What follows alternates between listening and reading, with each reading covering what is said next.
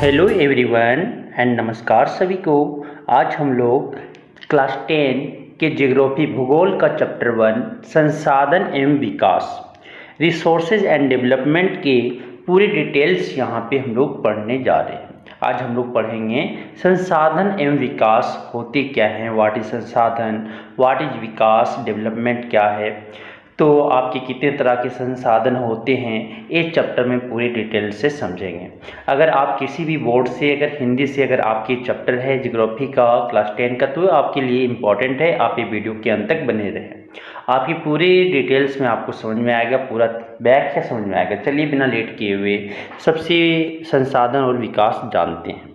तो सबसे पहले यहाँ पे आपका जो है कि परिचय समझते हैं कि परिचय में जो आपको बताया गया है क्या, कि परिचय में देखिएगा कि संसाधन या रिसोर्स हमारे आसपास के वातावरण में मिलने वाले वे सभी वस्तुएं जो जीवन की ज़रूरतों को पूरा करने में सक्षम होते हैं, वे संसाधन कहलाते हैं। जितने हमारे आसपास जो भी वाटर दिख गए, एयर दिख गया, आपके टेम्परेचर, सब ये सब क्या है, संसाधन है। किसी भी वस्तु को संसाधन बनाने में मुख्य रूप से 3 चीज़ महत्वपूर्ण होती हैं।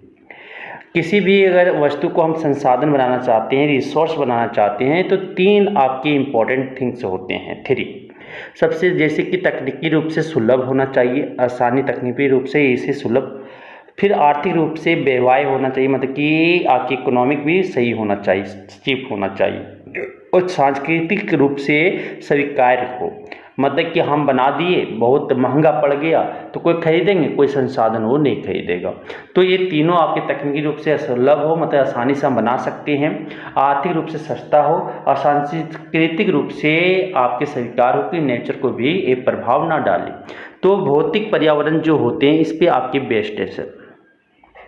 तो ये आपकी बेस्ट है कि एक तरफ आपकी नेचर है, ये आपके नेचर, प्रकृति, ये प्रौद्योगिकी और संस्थान, इंस्टीट्यूशन। तो प्रकृति, प्रौद्योगिकी और संस्थाओं के मध्य संबंध होता है और ये आपके रिलेशन चलते हैं। तो अब आगे बोलता है संसाधन को 2 भाग में बांटा गया है। संसाधन को 2 भाग में बांटा गया है, एक आपका प्राकृतिक और दूसरा मानवीय। इसको बोलते हैं नेचुरल और इसको बोलते हैं, हम क्या बोलेंगे, इसको बोलेंगे ह्यूमन मेड या सिंथेटिक। फिर प्राकृतिक को 2 भाग में बांटा गया है, नवीकरण योग और अनवीकरण योग। नवीकरण योग को फिर आपके 2 भाग में बांटा गया, सतत अथवा प्रभाव, जैसे जल पवन ये कभी खत्म नहीं होंगे।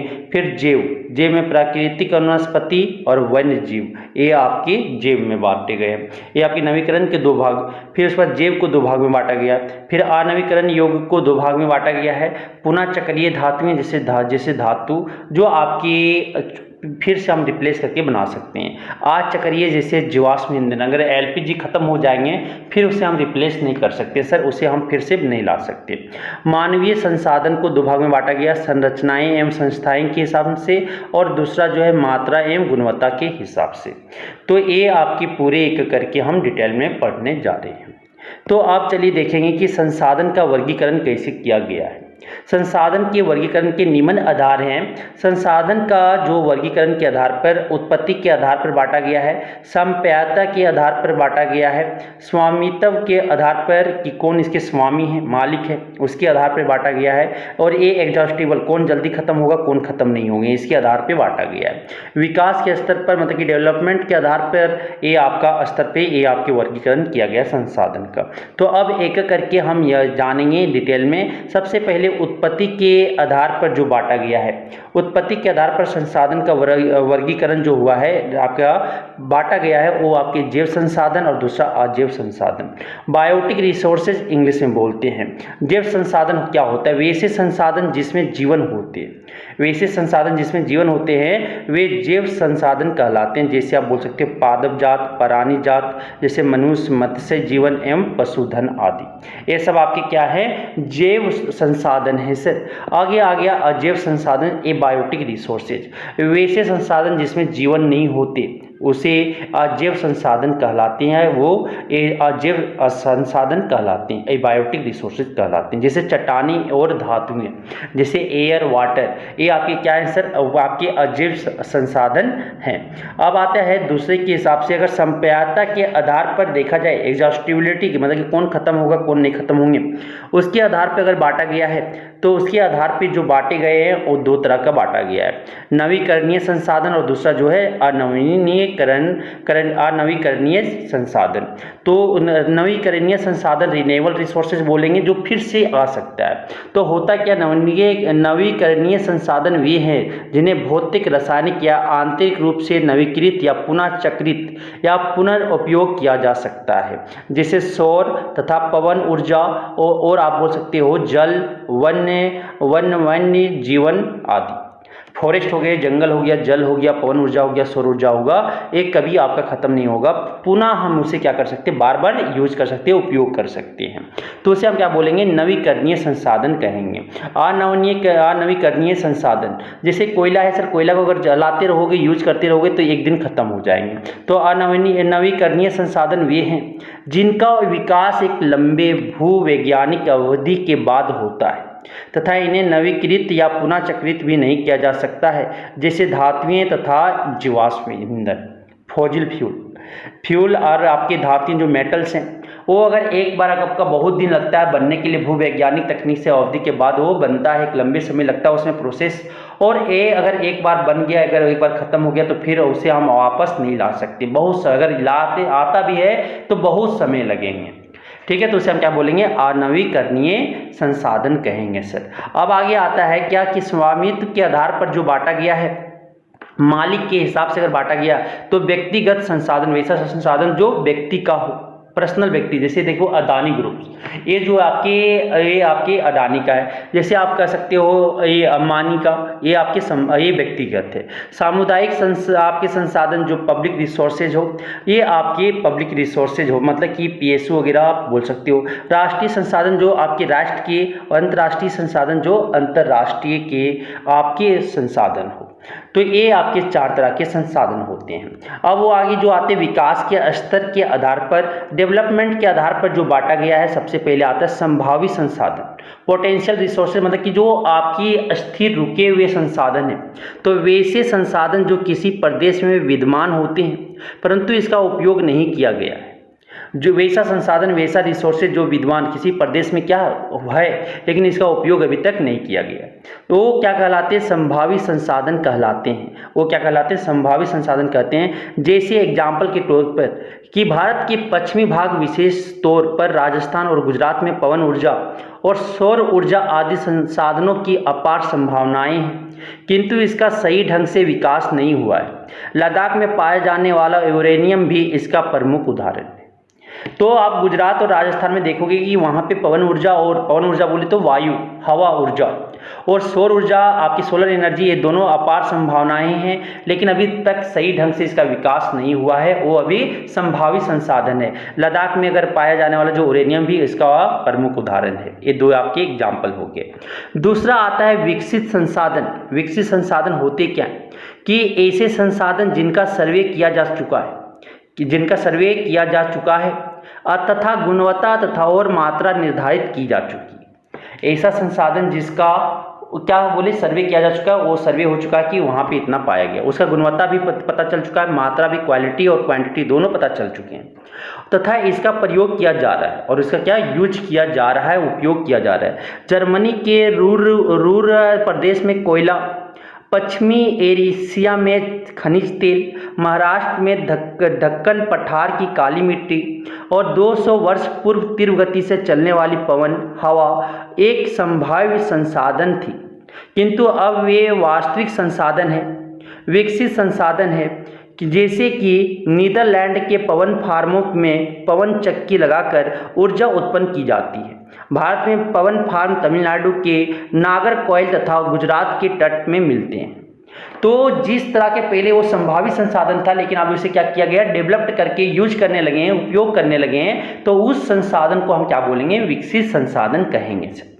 अब आता है नेक्स्ट जो आते हैं भंडार। अब जो आते हैं भंडार किसे कहेंगे, स्टॉक जो होते हैं ना, तो हमारे आसपास के वातावरण में मिलने वाले वे पदार्थ मैटर्स जो मानव की ज़रूरतों को पूरा कर सकते हैं किंतु उपयुक्त प्रौद्योगिकी के अभाव में उसकी पहुंच से बाहर है, उसे क्या कहते हैं, भंडार कहलाते हैं। कि अगर जो हमारे आसपास वातावरण में मिलने वाले जो भी पदार्थ हैं जो मानव की ज़रूरत को क्या कर सकता है, पूरा कर सकता है, लेकिन वो प्रौद्योगिकी टेक्नोलॉजी के अभाव से, कमी के कारण उससे पहुंच किसे क्या है, बाहर है, उसी को आप क्या कहते हैं, भंडार कहते हैं। जैसे वाटर, जल सर, अगर हमें अभी तक यह सही से पता नहीं चल पाया है कि इसे हाइड्रोजन और ऑक्सीजन में अलग अलग कैसे बदला जाए, कि वाटर को तोड़कर कैसे हम हाइड्रोजन और ऑक्सीजन में बदल सकते हैं, वो पूरा अच्छा से पता अभी तक नहीं चल रहा। अगर वो पता हो जाती तो हम हाइड्रोजन और ऑक्सीजन को क्या कर सकते, पानी से अलग कर देते और इसका यूज हम कर लेते सर, लेकिन अभी तक हमें पूरा टेक्नोलॉजी उसके बारे में आइडिया नहीं है। अब आते हैं संचित कोष रिजर्व जो है कि यह भंडार का ही एक भाग है, एक भंडार स्टॉक का ही एक भाग है जिसे प्रौद्योगिकी के ज्ञान से इस्तेमाल किया जा सकता है, जिसे क्या कि टेक्नोलॉजी अगर नॉलेज से क्या इसे यूज किया जा सकता है, किंतु इसका इस्तेमाल आधुनिक समय में प्रारंभ नहीं हुआ है, आरंभ नहीं हुआ, स्टार्ट नहीं हुआ, लेकिन इसका इस्तेमाल क्या अभी तक शुरू नहीं हुआ है, उसे क्या बोलते हैं, संचित कोष बोलते हैं। निकट भविष्य में जरूरतों की पूर्ति हेतु उपयोग किया जा सकता है, जैसे नदियों के जल से विद्युत उत्पन्न करने में उपयोग किया जा सकता है, किंतु आधुनिक काल में इसका उपयोग बहुत ही सीमित है। इस प्रकार बांधों में जल, वन आदि संचित कोषी है। तो अगर कि जो भंडार का ही क्या एक भाग है, लेकिन इसका प्रौद्योगिकी तकनीक हमें पता चल गया है, इस्तेमाल किया जा सकता है, यूज किया जा सकता है, लेकिन इसका आधुनिक में अभी स्टार्ट नहीं हुआ, शुरू नहीं हुआ। तो निकट भविष्य में अगर जरूरत की पूर्ति हेतु उपयोग किया जा सकता है, यूज किया जा सकता है, तो उसे हम क्या बोलेंगे, संचित कोष बोलेंगे। जैसे नदियों के जल से विद्युत उत्पन्न कर सकते हैं, लेकिन अभी तक किया नहीं जा रहा, पूरा हम लोग यूज नहीं कर सकते। अब आगे आता है जो नेक्स्ट, संसाधनों का विकास, डेवलपमेंट ऑफ रिसोर्सेज। तो मानव जीवन यापन के लिए जिस प्रकार संसाधन बहुत जरूरी है, ठीक उसी प्रकार अस्थायी जीवन की गुणवत्ता हेतु भी महत्वपूर्ण है।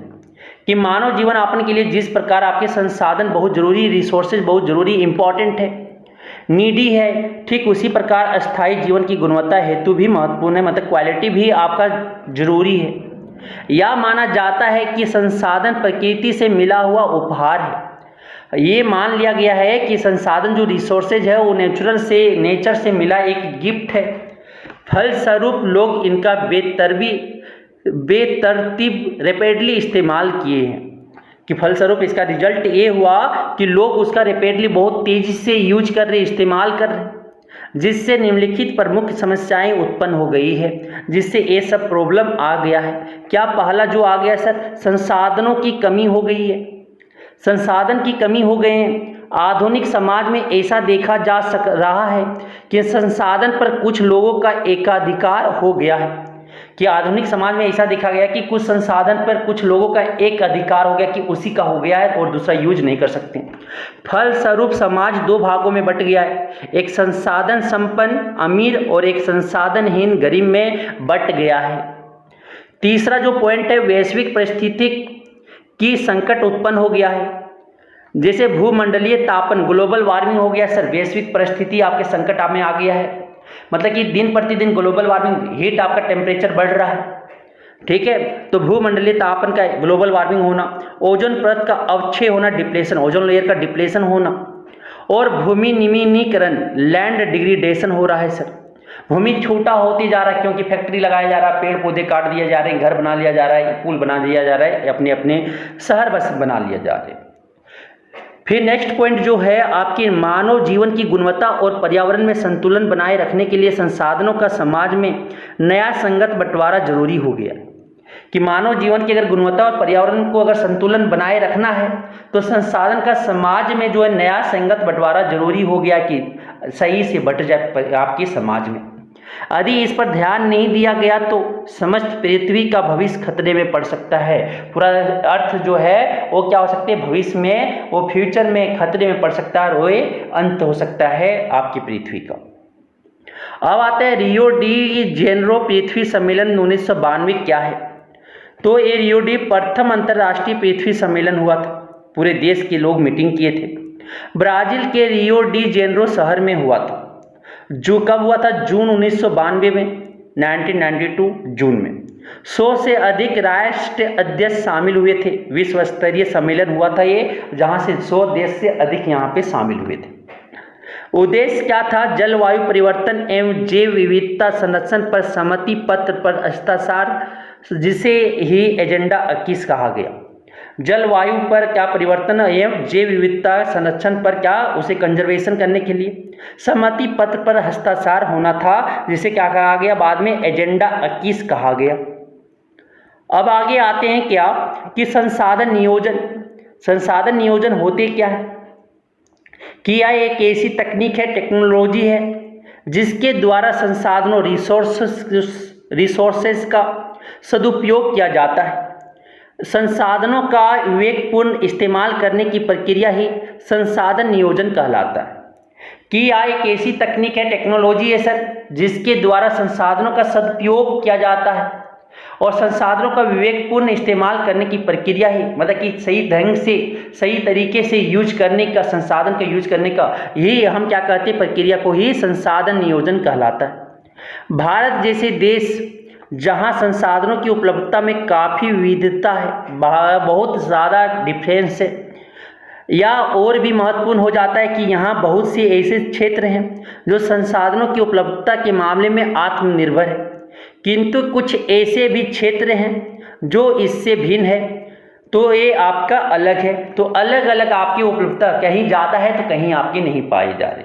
तो उदाहरण के लिए झारखंड, मध्य प्रदेश और छत्तीसगढ़ आदि क्षेत्रों में खनिजों की प्रचुर मात्रा है, अधिक मात्रा में प्रेजेंट है।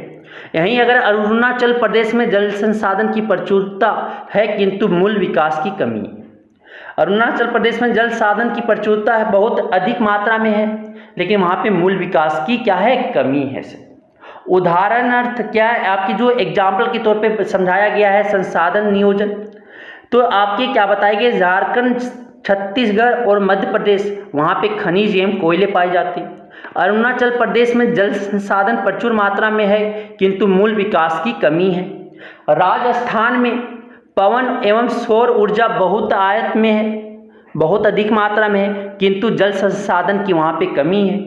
तो लद्दाख का शीत मरुस्थल प्रदेश देश के अन्य भागों से अलग थलग पड़ता है, इसलिए राष्ट्रीय, प्रांतीय, प्रादेशिक और स्थानीय स्तर पर संतुलित संसाधन नियोजन की आवश्यकता जरूरत है। अब आता है स्मरणीय, क्या करना है ये आपको नोट में याद रखना। सतत पोषणीय विकास क्या है? सतत पोषणीय आर्थिक विकास का अर्थ है कि विकास पर्यावरण को बिना नुकसान पहुंचाए हो और वर्तमान विकास की प्रक्रिया भविष्य की पीढ़ियों की आवश्यकता जरूरत की अवहेलना ना करे। कि सतत पोषणीय आपकी विकास या आर्थिक जो विकास का अर्थ है क्या? कि विकास पर्यावरण को बिना नुकसान, अगर विकास जो हो रहे हैं वो आपके पर्यावरण इन्वायरमेंट को बिना नुकसान हार्म किए हो, और वर्तमान को विकास की प्रक्रिया जो हो कि भविष्य में जो आपकी जो आएंगे पीढ़ी, जो आएंगे आपके ऑफस्प्रिंग से आएंगे, बच्चे आएंगे, तो आपकी जो पीढ़ी आएंगे उस पीढ़ियों को जरूरत की अवहेलना ना करे, उसकी दिक्कत ना हो जाए, वो देखते हुए हम क्या करेंगे? उसी को क्या विकास हो रहा है, उसी को विकास को हम बोलेंगे सतत पोषणीय आर्थिक विकास। सपोज करो कि अभी फैक्ट्री लगा दी जा रही है, भविष्य को देखा नहीं जा रहा है। अगर यही लगातार से फैक्ट्रियां अगर लगती रहेगी और पर्यावरण पर कंट्रोल नहीं होगा तो पानी के संसाधन खत्म हो जाएंगे, आपकी वायु फिर दिक्कत हो जाएंगे। आने वाली जो आपकी पीढ़ी होंगे वो आपकी जीने में कठिनाइयां होंगी, उन्हें झेलने में कोई तैयार हो जाएगी, क्योंकि वो अपने आप को एग्जिस्ट नहीं कर पाएंगे, क्योंकि उन्हें संसाधन की कमी हो जाएगी। आगे आते हैं भारत में संसाधन नियोजन क्या है? भारत में संसाधन नियोजन वो हम देखते हैं सर। तो भारत में जो संसाधन नियोजन है, भारत में संसाधन नियोजन के सोपान उसके जो आपके बनाए गए। पहला क्या? संसाधन विकास योजनाओं और राष्ट्रीय विकास योजना में समन्वय स्थापित करना। कि संसाधन विकास योजना क्या बनाना और राष्ट्रीय विकास जो योजना है, दोनों में एक आपका रिलेशन, समन्वय, दोनों में आपकी रिलेशन बनाना है। फिर आगे आपका बोलता है क्या? प्रौद्योगिकी, कौशल और संस्थागत नियोजन ढांचा। टेक्नोलॉजी, कौशल, संस्थागत आपकी जो है आपकी ऑर्गेनाइजेशन, उसमें एक आपका स्ट्रक्चर बनना चाहिए, नियोजन होना चाहिए।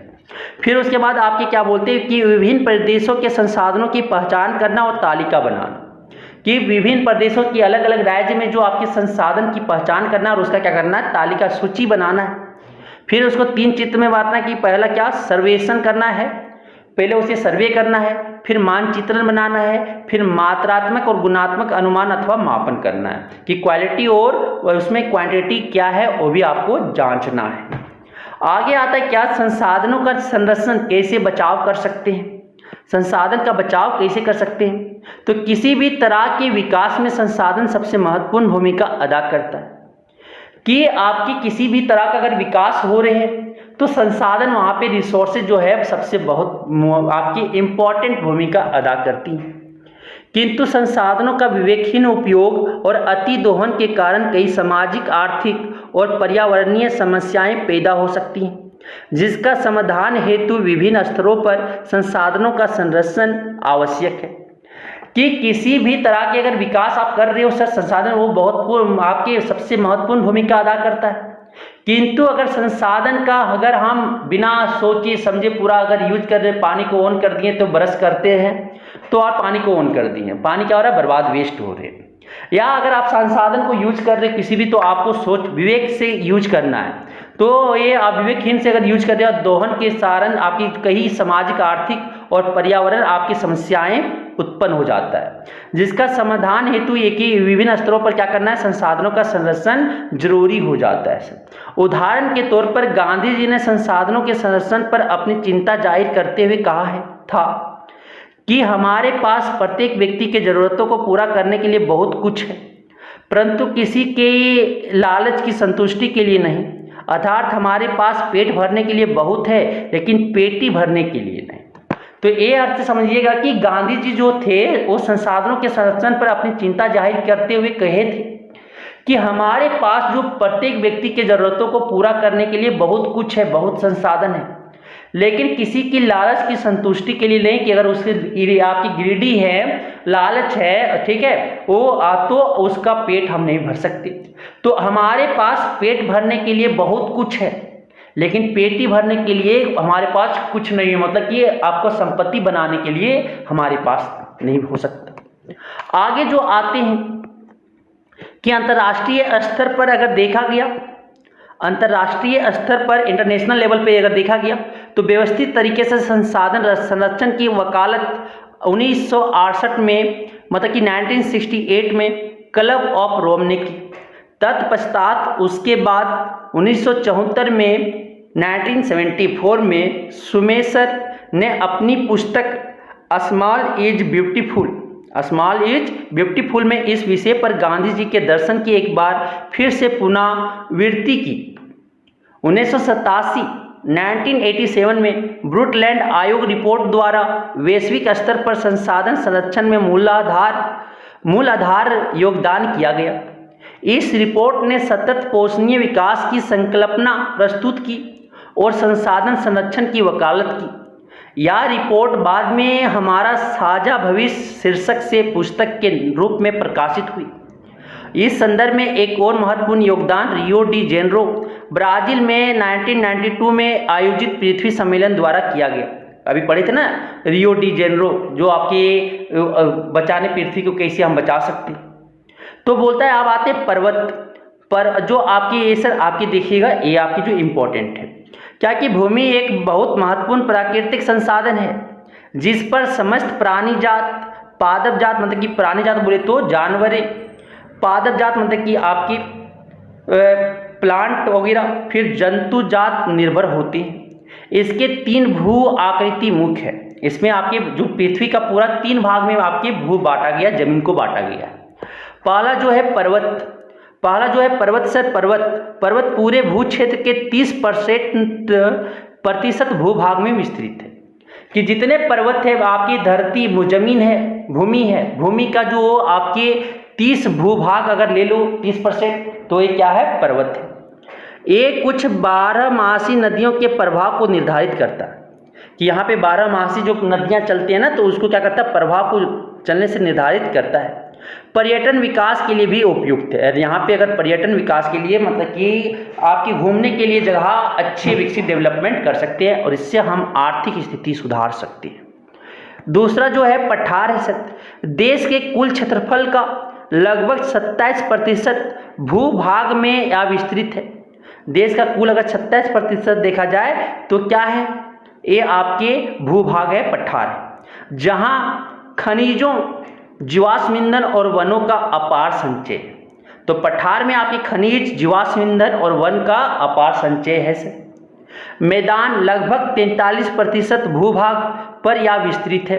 43% जो है आपका मैदान है, जो कृषि और उद्योग के विकास के लिए उपयोगी है। 43% आपकी मैदान है, भूभाग का 43% जो है मैदान है, जो कृषि मतलब एग्रीकल्चर और उद्योग फैक्ट्री के विकास के लिए क्या उपयोगी है।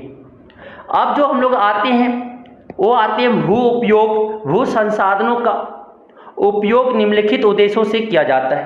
पहला वन से, दूसरा कृषि के लिए अनुपलब्ध भूमि, एग्रीकल्चर के लिए प्रति भूमि के अतिरिक्त अन्य कृषि योग्य भूमि, फिर प्रति भूमि, फिर उसके बाद शुद्ध निवल बोया गया क्षेत्र।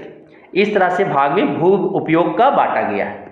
अब आते हैं भारत में जो होते हैं भू उपयोग प्रारूप, ये कैसे हैं।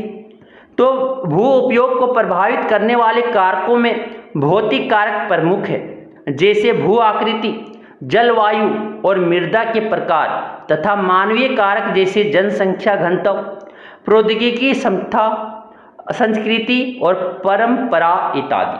बोलता है भू उपयोग को प्रभावित करने वाले कारकों में भौतिक कारक प्रमुख है, जैसे भू आकृति, जलवायु, मृदा के प्रकार, मानवीय कारक में अगर देखिए मैन मेड का, तो इसमें आपके जो होते हैं जनसंख्या घनत्व, डेंसिटी ऑफ आपकी पॉपुलेशन, प्रौद्योगिकी क्षमता, इंडस्ट्रियलाइजेशन, ठीक है, फिर संस्कृति और परंपरा इत्यादि।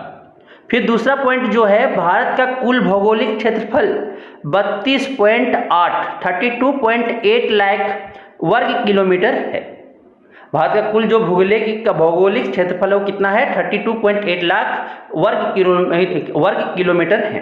परंतु इसके 93% भाग के ही भू उपयोग आंकड़े उपलब्ध है, लेकिन उसमें हम 93% ही यूज करते हैं, उपलब्ध है यूज करने के लिए, उपयोग करने के लिए, क्योंकि पूर्वोत्तर प्रांतों में असम को छोड़कर अन्य प्रांतों के सूचित क्षेत्र के बारे में जानकारी उपलब्ध नहीं है।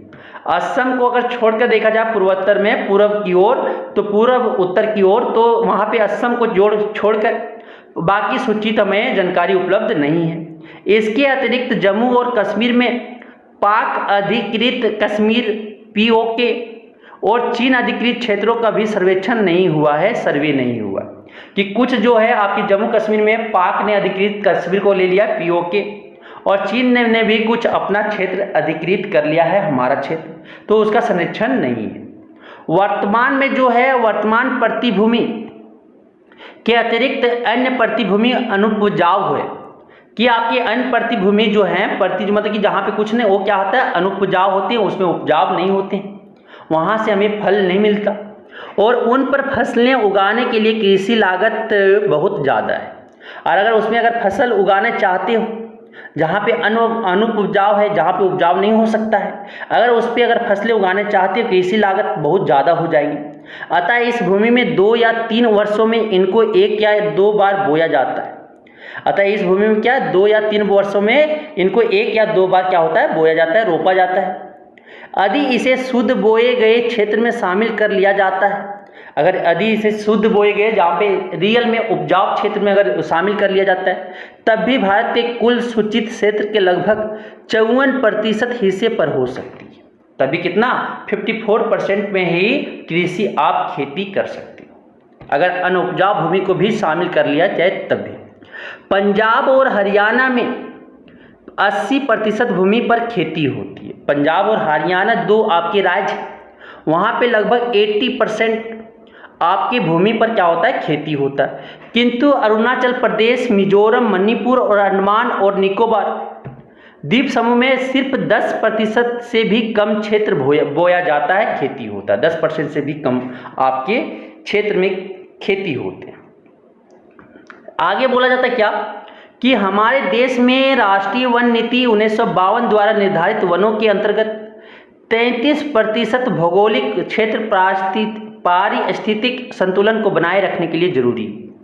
कि हमारे देश में जो राष्ट्रीय वन नीति है, आपकी जो जंगल बनना चाहिए, फॉरेस्ट 1952 के तहत निर्धारित वनों के अंतर्गत जो 33% जो होना चाहिए भौगोलिक क्षेत्र पारिस्थितिक संतुलन में, वो होना चाहिए कितना, आपके 33% में वन होना चाहिए, जंगल होना चाहिए। भू उपयोग का एक भाग बंजर भूमि और दूसरा गैर कृषि परियोजनाओं में लगाई गई भूमि कहलाता है। कि भू उपयोग का एक भाग जो होता है बंजर भूमि, जहाँ पे खेती नहीं हो सकता, और दूसरा जो होता है गैर कृषि प्रयोजन में लगाई गई भूमि कहलाता है।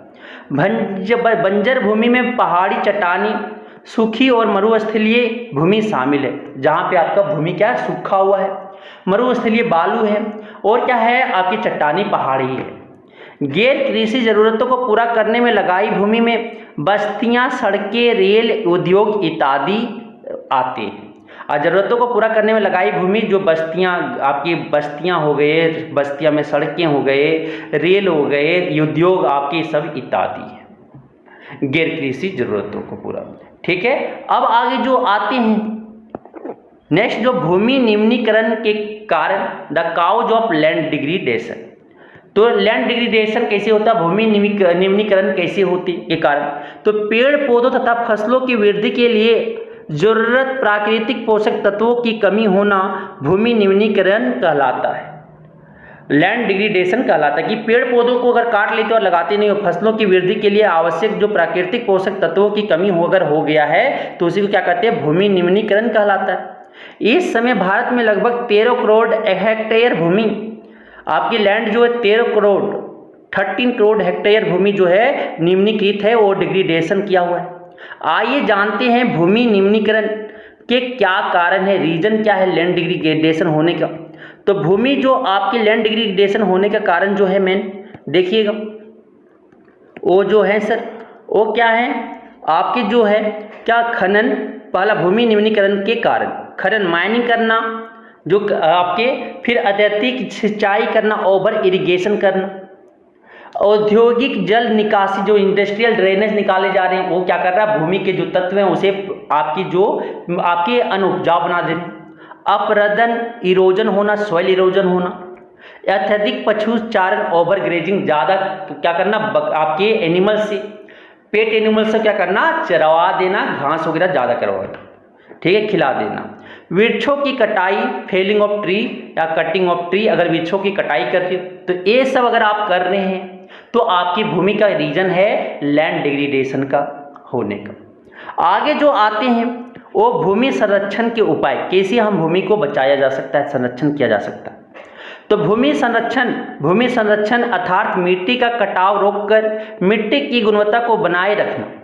भूमि संरक्षण में क्या होता है, भूमि संरक्षण अर्थात मिट्टी का जो कटाव रोककर मिट्टी की गुणवत्ता जो होती है, क्वालिटी जो है सॉइल का, वो बनाए रखना।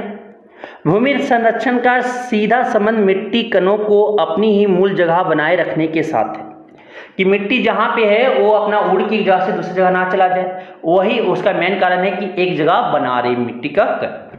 तो भूमि संरक्षण के उपाय, कंजर्वेशन ऑफ सॉइल के उपाय क्या क्या हो सकती हैं।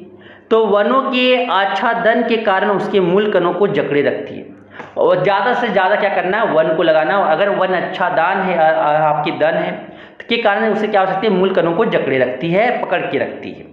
नदी की खाइयों और पहाड़ी ढलानों पर वृक्षारोपण करना, कि नदी के जहाँ पे खाई है, गड्ढा है, जो पहाड़ी के स्लोप इलाके हैं वहाँ पे क्या करना, पेड़ लगाना, वृक्ष रोप करना, क्योंकि अगर रोपोगे तो क्या हो जाएगा, मिट्टी को पकड़ के रखेगा और वो लेके अपने साथ बहा के नहीं ले जा सकता है। तीसरा जो है सर, रेगिस्तान के नज़दीकी क्षेत्रों में भवनों को रोकने हेतु वृक्षों का घेराव लगाना चाहिए। रेगिस्तान की अगर नज़दीकी क्षेत्रों में जो है भवनों को रोकने के हेतु उसमें क्या करना चाहिए, वृक्षों का घेराव लगाना चाहिए। वे रेगिस्तान को आगे बढ़ने से रोकते हैं। अगर आप वृक्ष लगा दोगे तो क्या होगा, अगर भवन बना दोगे तो रोकने के लिए, तो क्या हो जाएगी कि आगे रेगिस्तान जो बनने से क्या हो जाएगा, रुक जाएंगे।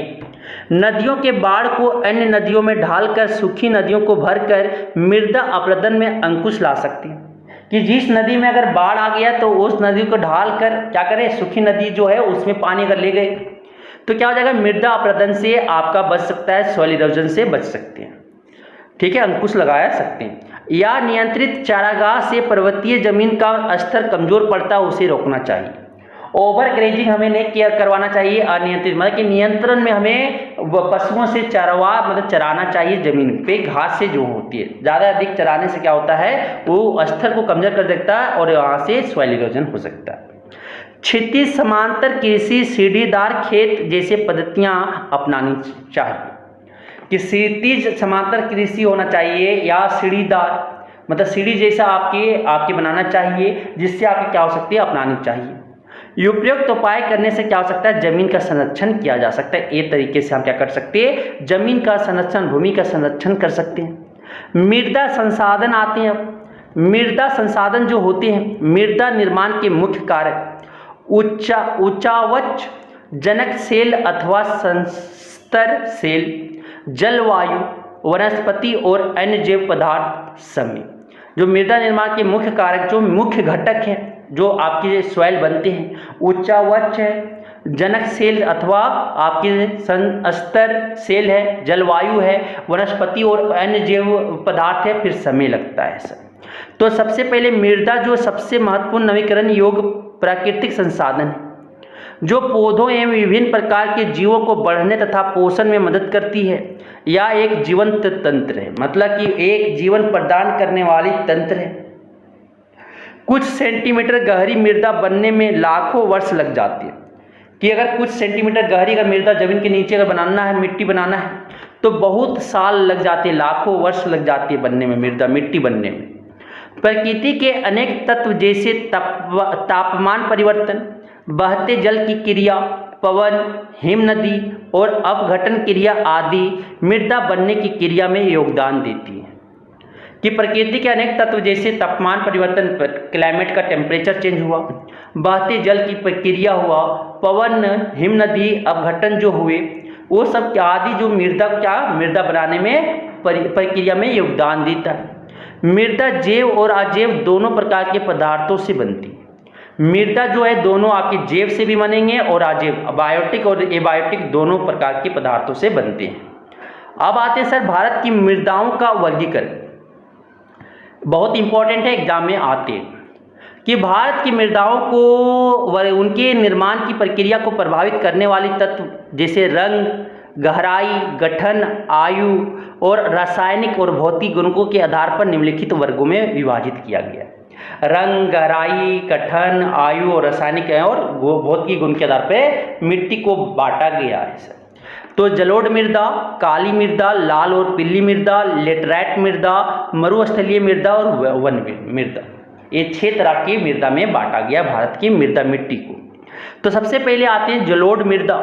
तो वास्तव में संपूर्ण उत्तरी मैदान हिमालय अफवाह के मुख्य नदी तंत्र गंगा, सिंधु तथा ब्रह्मपुत्र के निक्षेपों से बना है।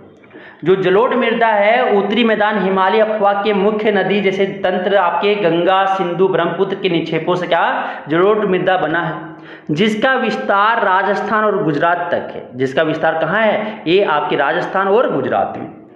पूर्वी तटीय मैदान का निर्माण विशेषकर यहाँ प्रवाहित नदियों का ही परिणाम है।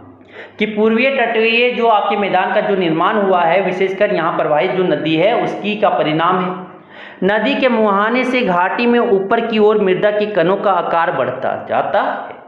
नदी के मुहाने से घाटी में जो ऊपर की ओर मृदा के कणों जो आते हैं उसका आकार क्या होता है, आकार वो बढ़ता जाता है, वो आपका मिट्टी बढ़ता जाता है।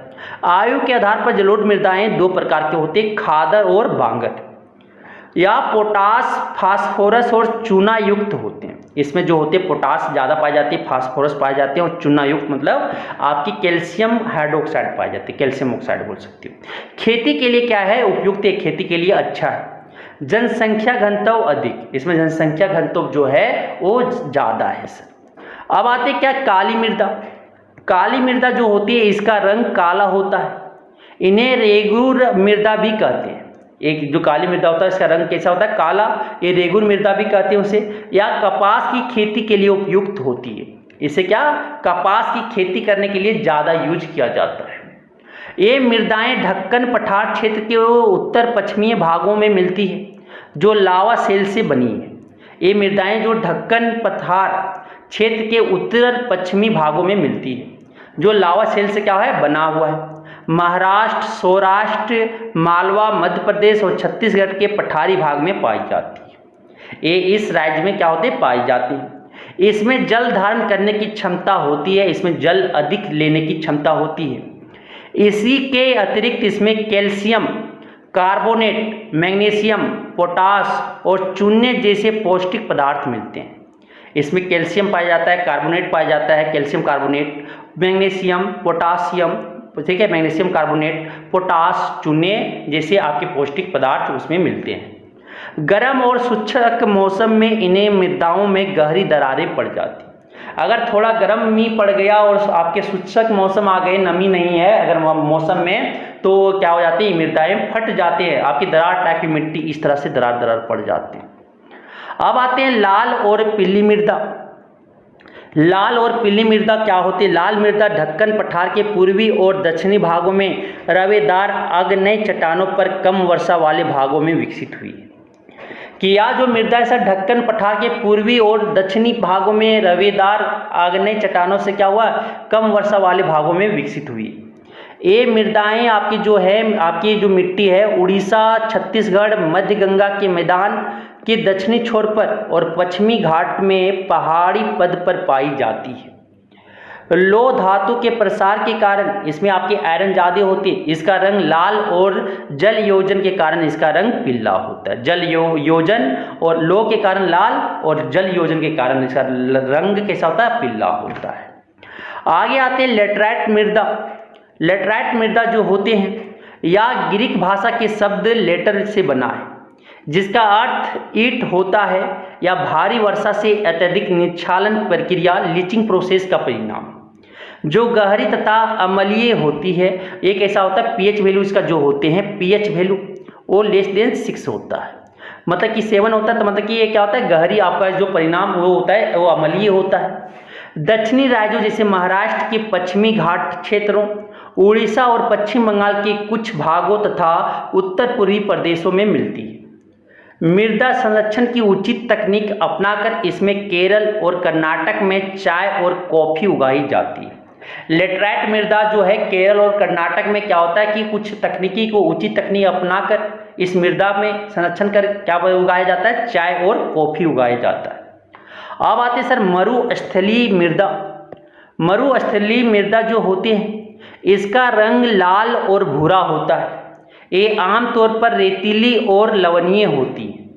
यहाँ कुछ क्षेत्रों में नमक की मात्रा इतनी अधिक होती है कि झीलों से जल वाष्पीकृत करके खाने का नमक बनाया जाता है।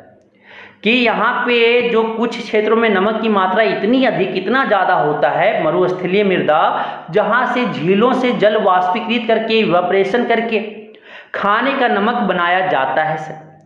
अब आते हैं आगे जो नेक्स्ट पॉइंट है आपका मरुस्थलीय मृदा का, वो क्या है देखिएगा।